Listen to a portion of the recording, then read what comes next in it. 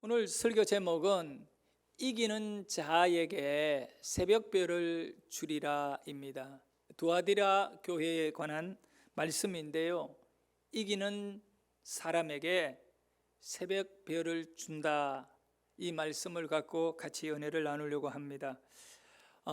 오늘 네 번째, 7교회 가운데 네 번째로 두아디라 교회가 어떤 교회였는지, 그리고 우리 예수님께서 그 교회에 무슨 말씀을 하셨는지를 우리가 같이 생각해 보도록 하겠습니다.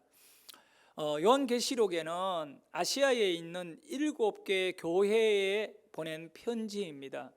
근데 그 네 번째로 두아디라 교회이지요. 그런데 이 7개 교회가 다 도시의 한 도시를 대표하는, 그 도시의 정서, 그 도시의 어떤 그런 여러 삶의 형태가 이 교회 속에도 그대로 담겨져 있는 거예요. 교회는 절간하고 다릅니다. 사회와 함께하는, 그 시대의 사람들의 아픔과 삶을 공유하는 이 사람들 속에 깊이 들어와 있는 교회이다 보니, 교회는 그 시대의 그 문화나 또 역사, 정치 상황에 굉장히 노출되어 있다 보니 영향을 받는다는 거예요. 우선 이 두아디라라고 하는 이 도시가 어떤 도시인가를 간단하게 살펴볼 필요가 있겠지요. 아시아에 7개 교회가 나오는데 에베소 교회, 스무나 교회, 그리고 빌립보 교회, 빌립보가 아니라 버가모 교회였죠. 세 번째.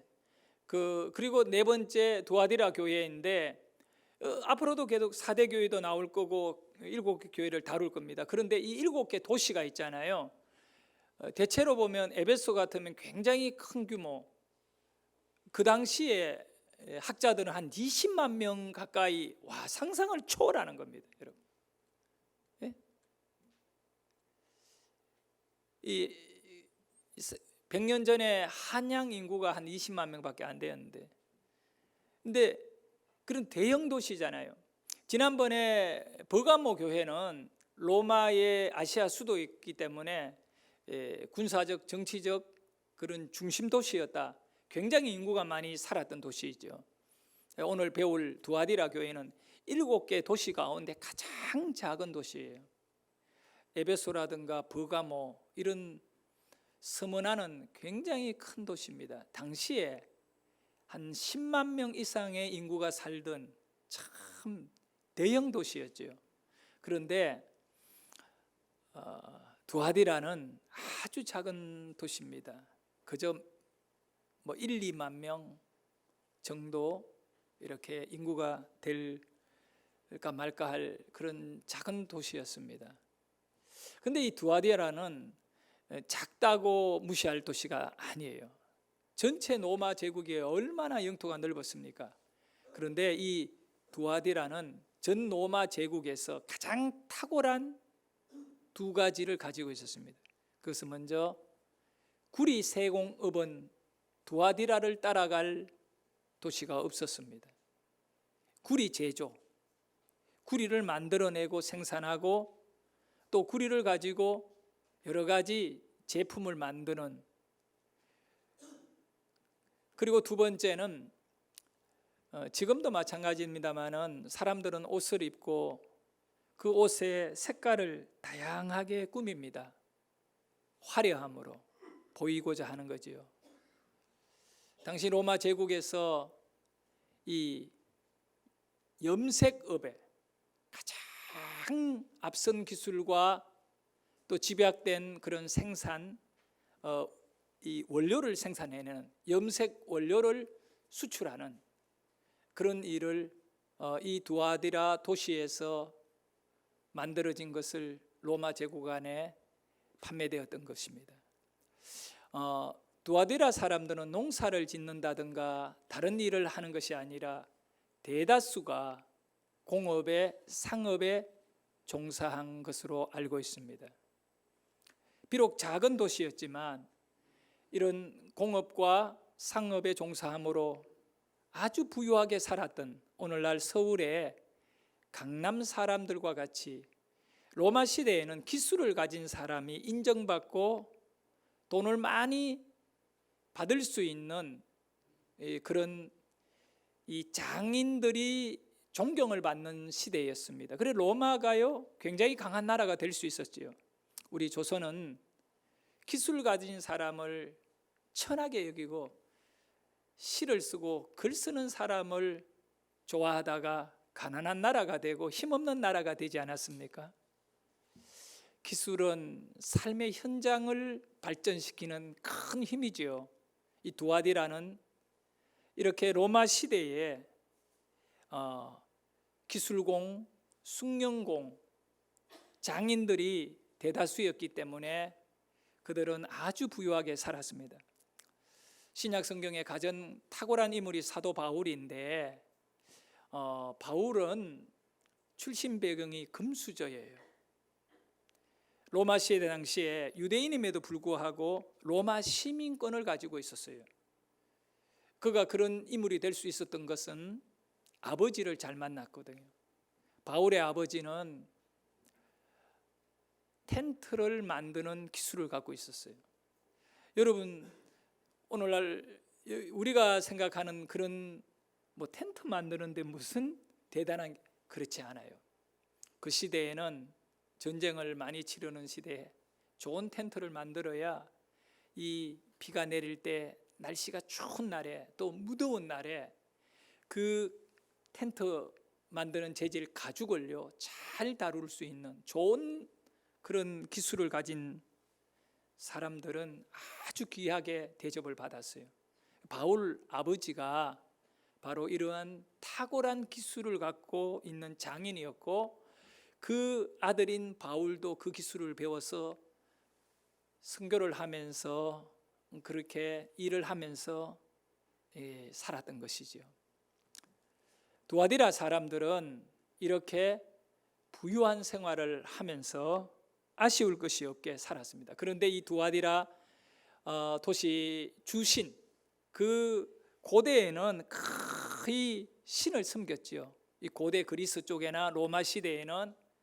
근데 두아디라 사람들은 어떤 신전을 짓고 어떤 신을 섬겼느냐 하면 제우스의 아들인 최고의 신이 제우스거든요. 제우스의 아들인 아폴로 신을 그 도시의 주신으로 섬겼어요. 이 두아디라 도시의 가장 중심 이 번화가에다가 그 도시에서 가장 크고 웅장한 아폴로 신전을 만들어 놓고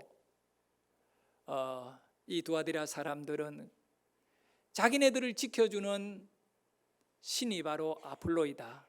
우리를 오늘날 이렇게 번창하게 잘 먹고 잘 살 수 있도록 그렇게 부유한 삶을 만들어준 자는 우리가 아니라 우리의 신이었다. 그런 마음들을 갖고 그 종교의 자부심을 갖고 살았습니다. 100% 아폴로 신을 섬겼습니다.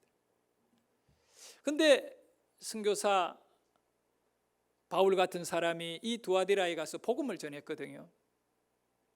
이전에 들어보지 못한 복음을 듣게 되고 사람들이 갈등하게 되고 예수를 믿게 되는 겁니다.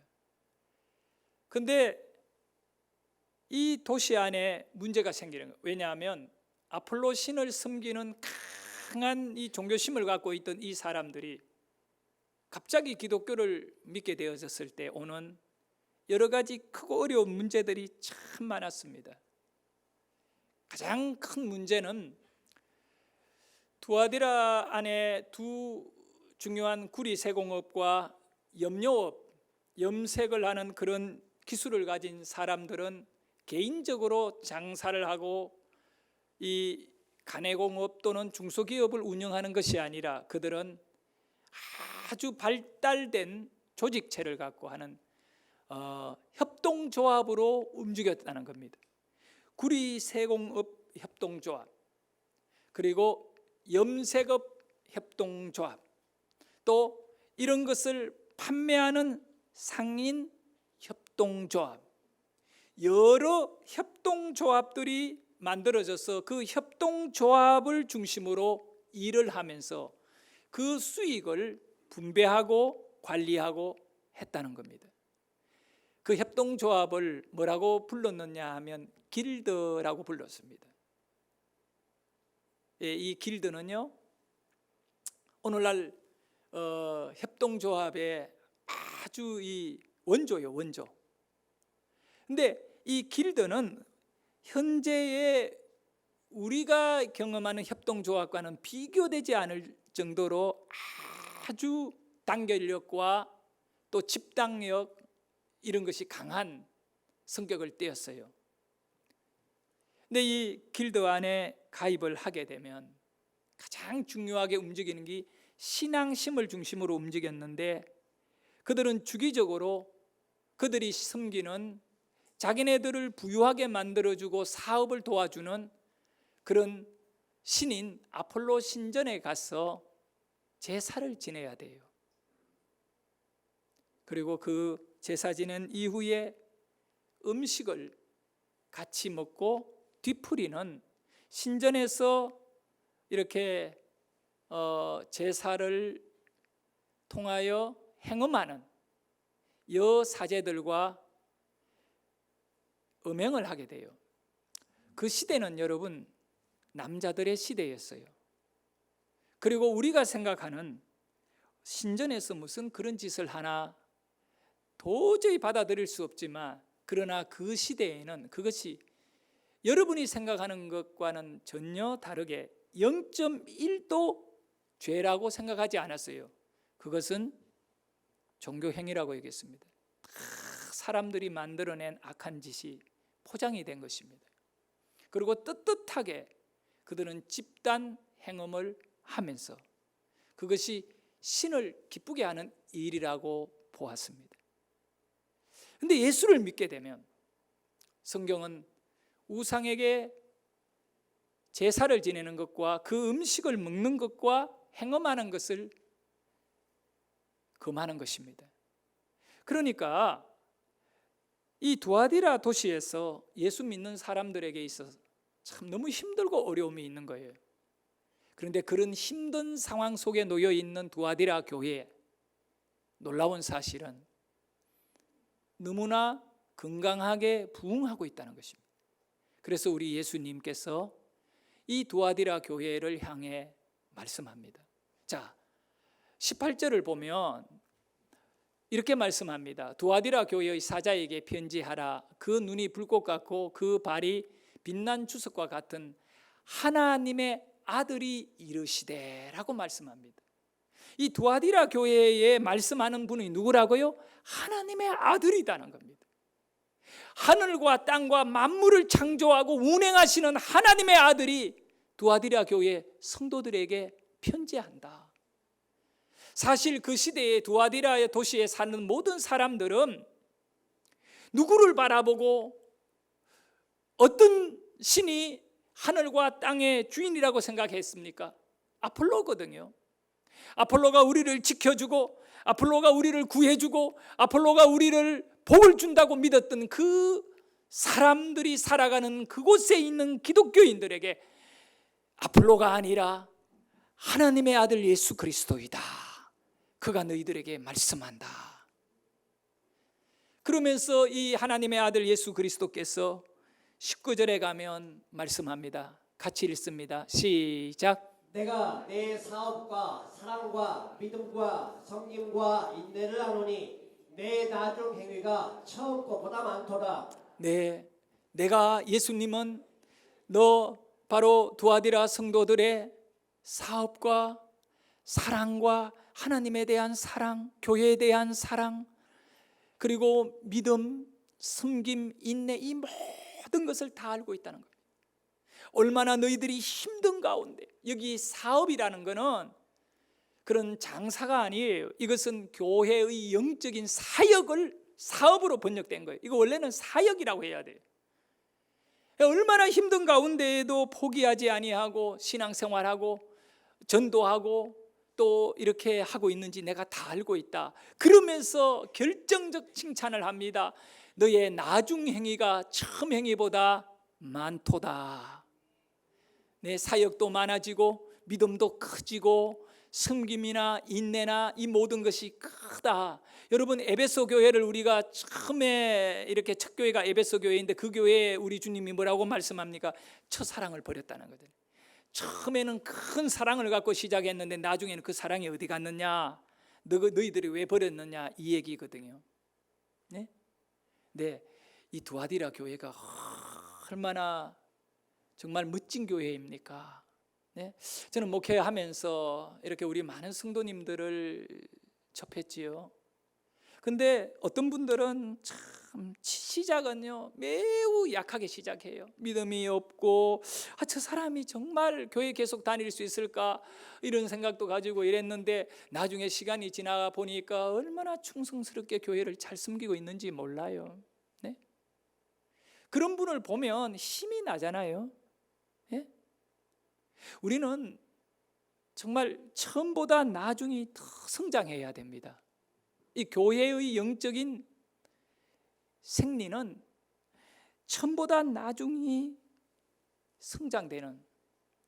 그런데 어떤 분들은 막 목숨이라도 주님을 위하여 내어줄 것 같이 막 그렇게 사는 분들이 계셔요.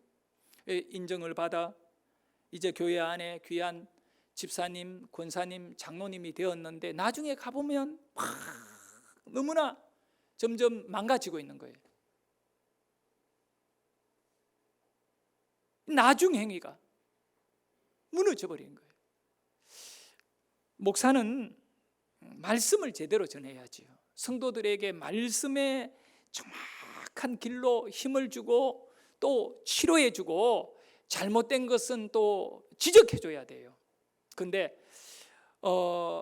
목사의 이 말씀이 어떤 성도가 만약에 그런 생각을 하고 있다 해볼 때, 내가 10년 전에 목사님을 만났을 때에는 너무 은혜 받았어요.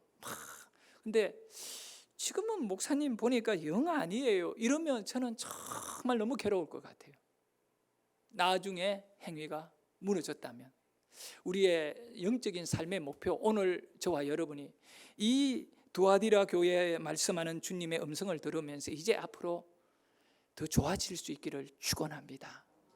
자, 그러면 어떻게 해야 될까? 여기 답이 나와 있어요. 그 뒤에 보면 이 건강하고 너무 칭찬받는 이런 이 탁월한 교회인 이 두아디라 교회에도 우리 주님께서 문제가 있다고 지적해 주는 것이 있어요. 네? 교회는 공동체이잖아요. 근데 그 중에 또 못난 이가 있는 거예요. 마귀 사탄의 앞잡이들이 있다는 것을 우리에게 지적해 주고 있거든요. 어떤 문제 있냐면 20절에 보면, 자 읽어볼까요? 그러나 내게 책망할 일이 있노라. 자칭 선지라는 여자 이세벨을 내게 용납함이니 그가 내 종을 가르쳐 꿰어 행음하게 하고 우상의 제물을 먹게 하는도다. 네. 여기에 큰 문제가 생겨버렸어요. 이렇게 막 열정적이고 막 굉장히 어려운 여건 환경 가운데에도 그들이 이겨내고 신앙생활하는 건강한 교인들이 대다수인데, 왜 그러냐면 길드에서 쫓겨난 자들이거든요. 예수 믿기 때문에 직장을 다 버린 거야. 사업을 접은 사람들이에요. 두아디라 교인들은 왜 계속 사업을 하면서는 교회 생활을 못하는 겁니다. 어떻게 우상의 제물을 먹으면서 행음하면서 교회 와가 예배드릴 수 있겠습니까?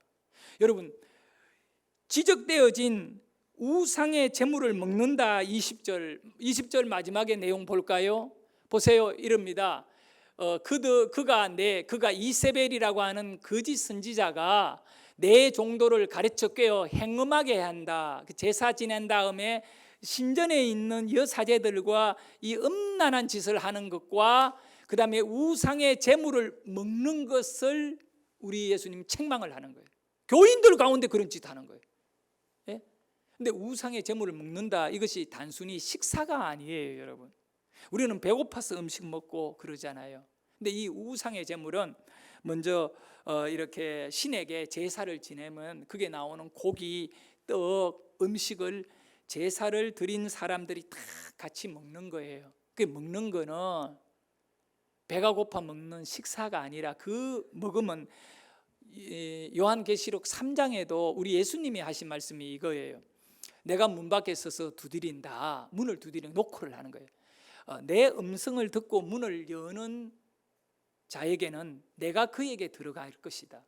그리고 그는 나와 더불어 먹고 나는 그와 더불어 함께, 더불어는 함께거든. 함께 먹는다 그런 거예요. 신전에서의 음식을 먹는 거는 그 신과 하나가 되는 거예요. 그 신의 사람으로 자기 자신의 존재를 선포하는 것입니다. 그러니 우상의 제물을 먹는 것은 우상과 하나인 거예요. 그 시대의 사람들의 신전 음식의 의미는 거기에 있어요. 근데 이런 일을 누가 만들었느냐? 건강하고 막 사역이 활발한 이 두아디라 교회 안에 왜 이런 우상의 제물을 먹는 자들이 떳떳하게 들어와 있었느냐 하면 거짓 선지자인 이세벨의 가르침을 받은 자들로 인하여 그랬습니다. 이세벨은 여자예요, 여자. 근데 본명이 아니에요. 여기에 두아디라 교회 안에 있는 그 거짓 선지자 이세벨은 열왕기상 16장에서 21장에 나와 있는 이스라엘 왕 아합의 부인이었던 왕비 이세벨을 이렇게 견주어가 이런 인물이었다라고 하는 별명을 주신 거예요. 우리 예수님께서. 여러분, 이 이세벨은 자칭 선지자라고 하는 거짓 선지자예요. 자기 스스로. 어느 날 이 이세벨이라고 별명 붙여준 이 여자가 두아디라 교회에 출석하기 시작하는 거예요. 물론 전도 받았겠지요. 또 은혜 받았겠지요. 자기가 믿던 신하고는 완전히 예수가 다르거든. 사랑의 하나님이시거든요. 그게 감동받았을 거예요. 그런데 과거에 이 여인은 나이가 좀 있어요. 과거에 젊은 시절에 뭐하고 살았던 여인이냐 하면 아폴로 신전에서 여사제로 살았던 인물이에요. 신하고 이게 통하는 것이 강한 여자예요. 신탁을 해줄 수 있는 그런 여인이었어요. 근데 고대에 예수님 시대인 이 초대교회 시대에 그 종교의 그 핵심인 신전은요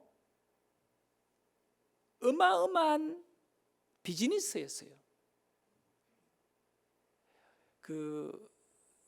이 터키 지역에 이 성지순례를 다녀보면 교회를 봐요.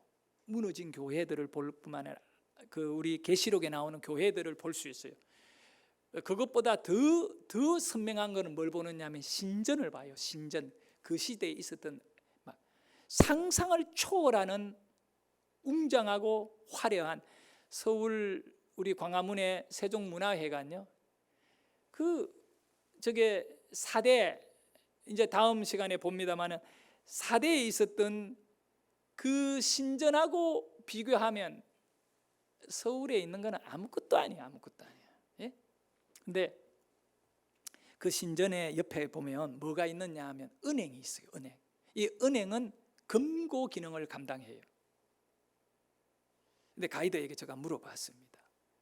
2000년 전에 어떻게 이렇게 은행 왕들이나 어떤 군주들이 전쟁이 너무 많이 심하게 일어나니까 자기의 그 금을 이 은행에다가 맡겨놓으면 나중에 찾아 쓸 수 있는 거예요. 필요하면. 근데 그러면 군대가 여기 뭐 신전을 공격해가지고 금을 탈취해가면 그런 일은 절대 안 일어난대. 그 시대 그 사람들의 사고 속에 신전이 관리하는 것은 손을 안 댄다는 거예요. 그래서 사실 왕들이나 이런 사람들이 그 신에게 그 신전에 예를 들어 아폴로 신전에 와서 제사를 드리는 이유는 신탁을 받기 위해서 그런 거예요. 그 이제 우리나라에는 무당에게 가서 점괘를 받는 것과 같이 전쟁을 앞두고 또는 뭐 여러 가지 내가 이 여자와 결혼을 해야 됩니까? 아주 중요한 결정들, 그리고 뭐 어떤 나라와 연합을 해야 되느냐, 이런 것들은 신에게 와서 신탁을 받게 돼요. 그때 어마어마한 재물을 그 신탁을 받음으로 감사하다고 신전에다가 드리거든요. 그게 전부 다 비즈니스였어요, 그 당시. 그리고 정보를 준 거다고요, 그 사람들한테.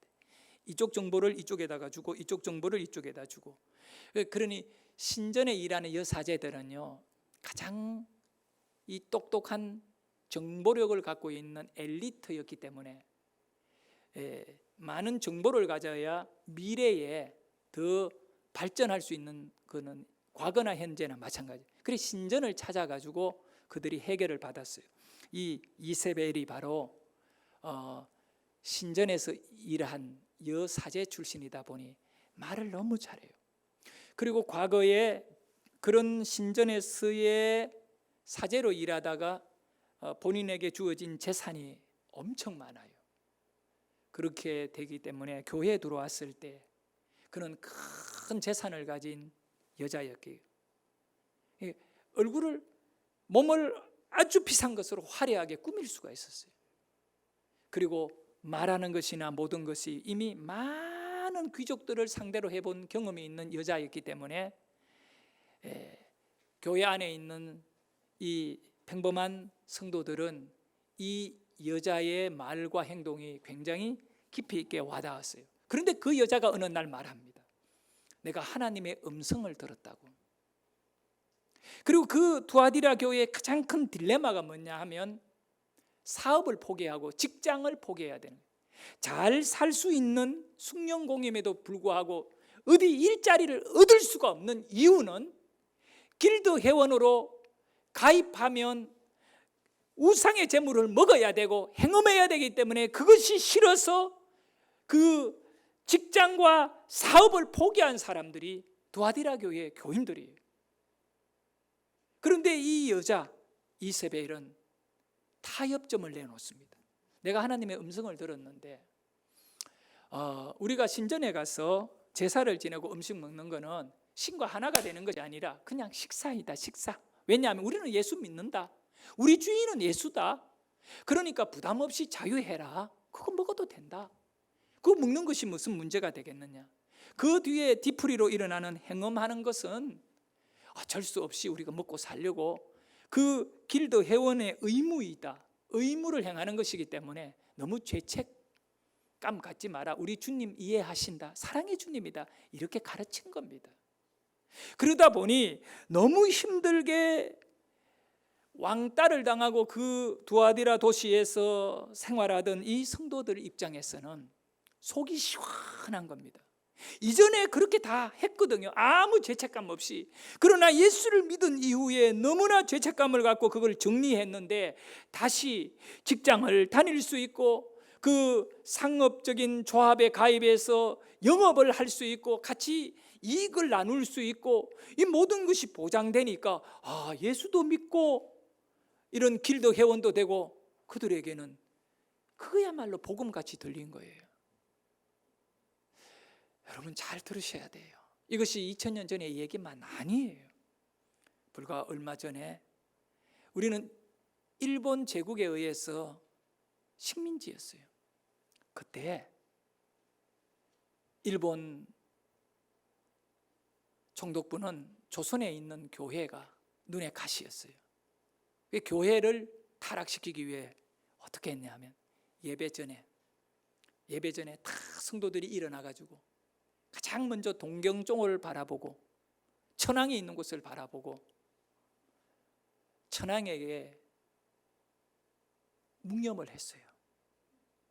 먼저 천황에게 기도를 드리고 다음에 그 끝난 다음에 예배를 시작해요. 예배 전에 예배와 다르다는 거예요. 그러면서 뭐라고 했냐? 국민 의례였대요.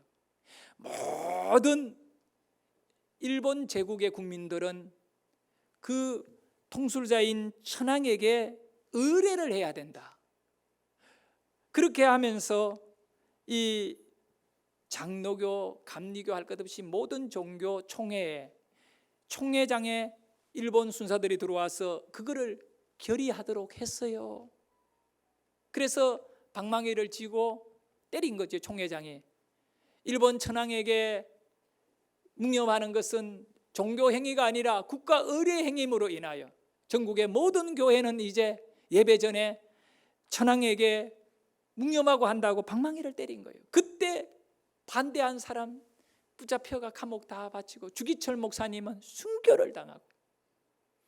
여러분, 국민 의례라 목사들도 장로들도 다 아닌 줄 알면서 받아들인 거예요. 그것이 우리 인간이에요. 두아디라 교회 성도들 피눈물 나며 어렵게 살았어요. 모든 것 다 포기하고 살았어요.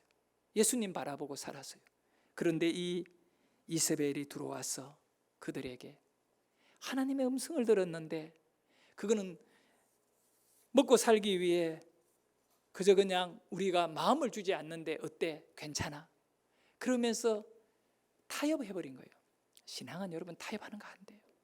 타협해가지고 문제가 생기니까 우리 주님께서 어떻게 하신다고 하느냐 하면 22절에 이제 두아디라 교회에 그런 짓을 하는 그들은 어떻게 한다? 읽어봅니다. 시작. 볼지어다 내가 그를 침상에 던질 터이요 또 그로 더불어 간음한 자들도 만일 그의 행위를 회개치 아니하면 큰 환난 가운데 던지고. 네, 기회를 주시는 거야. 침상에 던진다는 것은 병들어 죽게 하겠다는 겁니다. 환난을 주겠다, 고통을 주겠다는 겁니다. 그런데 우리 주님께서 26절에 보면요, 이긴 자들 26절을 볼까요? 시작. 이기는 자와 끝까지 내 일을 지키는 그에게 만국을 다스리는 권세를 주니. 할렐루야. 이기는 자와 내 일, 예수님의 일을 지키는 자는 똑같은 사람입니다. 그 사람들에게는 만국을 다스리는 권세를 준다. 여러분, 오늘 우리에게 주님이 하시는 말씀이 뭔가를 귀 기울여야 됩니다. 여기 이긴 자, 어떤 우상의 제물을 먹지 않고 이세벨의 유혹에 넘어가지 않고 이긴 자, 주님의 일을 지키는 자. 근데 이기는 자가 누구냐 하면 이거는 용어 자체가요 전투 용어예요. 전쟁 용어다고요. 이긴 자라는 건 전쟁을 하고 이긴 사람들 말이에요. 근데 여기서 먼저 생각해야 할 것이 있는데, 이긴 자가 되고 싶다면 여러분 전쟁해야 돼요. 전쟁을 거부하고 이것이 어쩔 수 없는 문화라고 받아들이고 타협한 사람은 진자들입니다. 과연 여러분은 지금 이 영적인 전쟁을 이 시대 가운데 합니까? 나의 전쟁, 그 어떤 누구도 나를 대신하여 싸워줄 수 없는 영적인 전쟁은 여러분의 전쟁이에요. 그 전쟁을 싸워야 되는 겁니다. 포기한다고 되는 것도 아니고 이 전쟁을 싸워야 돼요. 기도요. 어떻게 하든 나와서 기도해야 돼요.